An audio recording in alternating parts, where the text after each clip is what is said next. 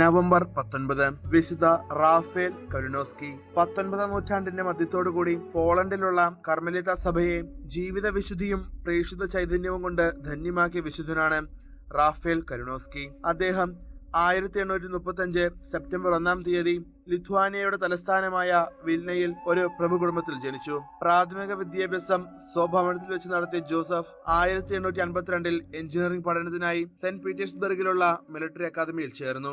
1887 അദ്ദേഹം ആസ്ട്രിയയിലെ ഗ്രാസ് എന്ന സ്ഥലത്തുള്ള കർമ്മലിത്ത ആശ്രമത്തിൽ ചേർന്നു. വിശുദ്ധ യൗസേപ്പിന്റെ റാഫേൽ എന്ന പേരാണ് അദ്ദേഹം സഭയിൽ സ്വീകരിച്ചത്. വൈദിക പരിശീലനത്തിനായി ഹംഗറിയിലുള്ള ഗിയോർ എന്ന സ്ഥലത്തേക്ക് റാഫേൽ അയക്കപ്പെട്ടു.